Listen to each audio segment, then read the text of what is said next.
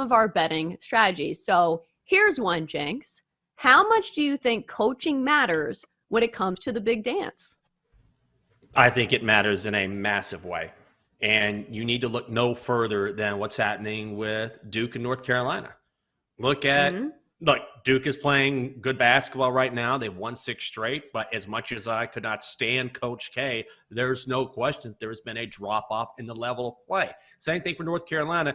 Great run for Hubert Davis last year, but there's no reason whatsoever that North Carolina should be struggling the way that they are. And it comes, what is the common denominator? It's coaching. And when you talk about coaches who get the most out of their players, know how to motivate, that's so much harder at the college level as well, because you're dealing with kids, and keeping kids motivated this time of year when things aren't going well is difficult to do. And when you're trying to get the most out of your team, you can't necessarily rely on talent like you can in the NBA. So, yeah, I think coaching matters in a huge way. And guys who have that championship experience, or who at least have that tournament experience, that's something that, again, you can't necessarily quantify, but I would absolutely take that into consideration as far as your handicap is concerned.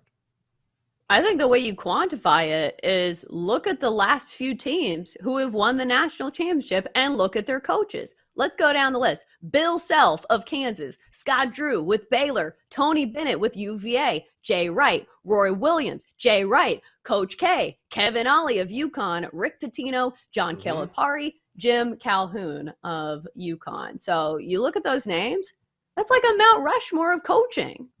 Exactly.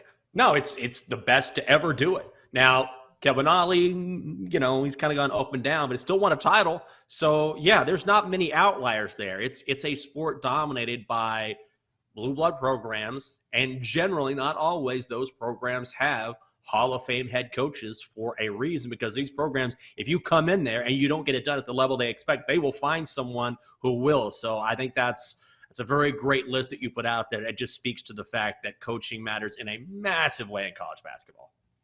Yeah, way more than a lot of other sports, in my opinion, because it's still a place where the X's and O's definitely matter. Like, yeah, you can have great athletes, and that attributes to it as well. Like, you've got to be a great recruiter, but still the strategy. And you'll see these teams that look pretty good for most of the game, and then they have to draw up a final play for a buzzer beater or to get, one good shot off. I don't think there's anything more frustrating than watching a team and you need them to win, and their last play of the game, they don't even get a good shot up. There's nothing worse. Oh, I agree. It's like you guys went to the bench and the coach drew up the play. Like, you drew this up. You had time to plan this, and this guy dribbles into the corner and gets double teamed, or you overthrow the pass trying to get a cross-court pass for 3. Oh, that's the worst. Like, I'd rather you shoot an air ball than to not get a shot off. Oh, my goodness. It makes you want to tear your hair out. That and guys that just miss free throw after free throw. It's called a free throw, for the love of God. Although I do know that the pressure can be on at the end of some of these games.